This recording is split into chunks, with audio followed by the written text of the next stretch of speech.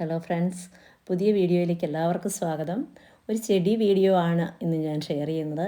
എല്ലാവരും ഏറെ ഇഷ്ടപ്പെടുന്ന ബട്ടർഫ്ലൈ പ്ലാന്റ്. ഇതിൻ്റെ പൂക്കളും ഇലകളും ആർക്കും ഇഷ്ടപ്പെടും.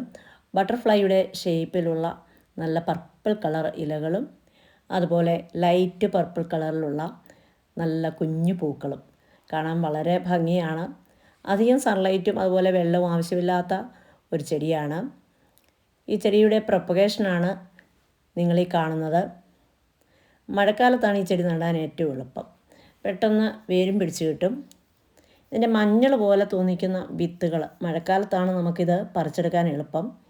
ഞാൻ കുറേ വിത്തുകൾ പറിച്ചെടുത്ത് വെച്ചിട്ടുണ്ട്. അപ്പോൾ ഈ ചട്ടിയിൽ കുറേ എണ്ണം നട്ട് കൊടുക്കുകയാണ്. അപ്പോൾ ഇതിനകത്ത് വേര് പിടിച്ചു കഴിഞ്ഞാൽ നമുക്ക് ഓരോ ചട്ടികളിലേക്ക് മാറ്റി വയ്ക്കാൻ പറ്റും. മഞ്ഞളും ഇഞ്ചിയൊക്കെ നടുന്നതുപോലെ തന്നെ ഇത് നട്ടാൽ മതി. ഇതിൻ്റെ വിത്തുകളാണ് ഈ കാണുന്നത്.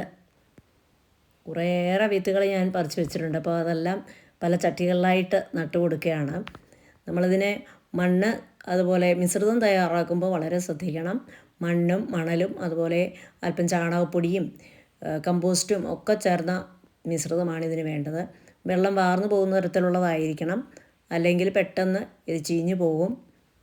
ഈ ചെടി മണ്ണിൽ മാത്രമല്ല, നമുക്ക് വെള്ളത്തിൽ നല്ല ഹെൽത്തി ആയിട്ടുള്ള ഇതിൻ്റെ തണ്ട് ഉപയോഗിച്ചിട്ട് നന്നായിട്ട് വേര് പിടിപ്പിച്ചെടുക്കാവുന്നതേ ഉള്ളൂ. വളരെ ഈസിയാണ്.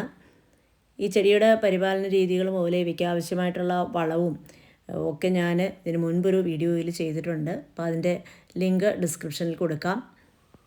ഞാനിത് മെയ് 26-നാണ് നട്ടത്. 3 ആഴ്ച കൊണ്ട് ഈ പ്ലാന്റ് ഇത്രയുമായി. ചിലതൊക്കെ വളർന്നു വരുന്നതേ ഉള്ളൂ. എല്ലാ വിത്തുകളും ചിലപ്പോൾ മുളയ്ക്കണമെന്നുമില്ല. നന്നായിട്ട് വെള്ളം വാർന്നു പോകുന്ന തരത്തിലുള്ള മിശ്രിതമാണ് ഇതിന് ഏറ്റവും നല്ലതെന്ന് പറഞ്ഞല്ലോ. അതുപോലെ തന്നെ പെട്ടെന്ന് വൈറസ് ബാധ ഉണ്ടാകുന്ന ഒരു ചെടിയും കൂടിയാണിത്. ഇടയ്ക്ക് നമ്മൾ അല്പം കീടനാശിനികളൊക്കെ നേർപ്പിച്ച് നന്നായിട്ട് തളിച്ചു കൊടുക്കണം. അധികം വെള്ളം ഒഴിച്ചു കൊടുത്താൽ പെട്ടെന്ന് ചീഞ്ഞും പോകും. മഴക്കാലത്ത് ഇത് നന്നായിട്ട് നനച്ചു കൊടുക്കരുത്. അതുപോലെ വേനൽക്കാലത്താണെങ്കിലും ഇതിൻ്റെ മണ്ണ് നന്നായിട്ട് ഉണങ്ങിക്കഴിഞ്ഞാൽ മാത്രമേ വെള്ളം നനച്ചു കൊടുക്കാവൂ. അല്പം ശ്രദ്ധിച്ചാൽ ഗാർഡനെ ഭംഗിയാക്കാൻ പറ്റുന്ന ഒരു നല്ല ഓർണമെൻ്റൽ പ്ലാന്റാണിത്. അപ്പോൾ ഈ ചെറിയ വീഡിയോ ഇഷ്ടപ്പെടുന്നവർ ലൈക്കും കമൻറ്റും ഷെയറും ചെയ്യാൻ മറക്കരുത്. അടുത്ത വീഡിയോയിൽ കാണും വരെ എല്ലാവർക്കും നമസ്കാരം. Thanks for watching.